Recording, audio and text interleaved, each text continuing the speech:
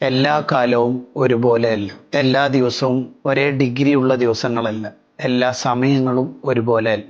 ദുൽഹിജ്ജയിലെ ആദ്യ 10 ദിനരാത്രങ്ങൾക്ക് ഏറെ മഹത്വമുണ്ട്. മഹാന്മാർ ഏറെ ആദരവോടുകൂടി കാണുന്ന 10 ദിവസമാണ് ദുൽഹിജ്ജയിലെ ആദ്യ 10 ദിവസങ്ങളെന്ന് ഇബ്നു ഹജർ റഹിമഹുല്ല എഴുതി വെക്കുന്നു. അള്ളാഹ് തന്നെ ആ ദിവസങ്ങളെ സത്യം ചെയ്തു പറയുന്നുണ്ട്. വൽ ഫജർ വലയാലിൻ അശ്ർ എന്ന ആയത്ത് നമുക്കൊക്കെ പരിചയമുണ്ടല്ലോ. ദുൽഹിജ്ജയിലെ ആദ്യ 10 ദിവസങ്ങളിൽ ചെയ്യുന്ന ഇബാദത്തുകൾക്ക് വർദ്ധിത മൂല്യമാണ്, പ്രതിഫലം കൂടുതലാണ്. 1 മുതൽ 9 വരെയുള്ള ദിവസങ്ങളിൽ നോമ്പ് നോക്കൽ സുന്നത്തുണ്ട്.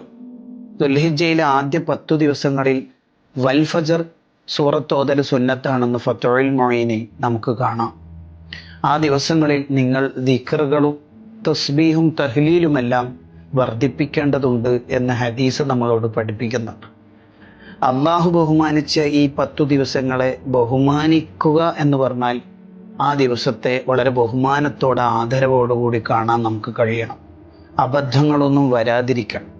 വർഷാവസാനത്തെ മാസമാണ് ദുൽഹിജ്ജ. ഈ വർഷത്തിൽ എന്തെങ്കിലുമൊക്കെ അബദ്ധങ്ങൾ വന്നു പോയിട്ടുണ്ടെങ്കിൽ അതടക്കം പൊറുപ്പിച്ച് തൗബ ചെയ്ത് പുതിയൊരു വർഷത്തെ സ്വീകരിക്കാനുള്ള ആവേശത്തിലാണ് നമ്മൾ ഉണ്ടാവേണ്ടത്. അള്ളാഹു ബഹുമാനിച്ച് ഈ ദിവസങ്ങളെ ബഹുമാനിക്കുന്നവരിൽ നമ്മെ ഉൾപ്പെടുത്തുമാറാവട്ടെ.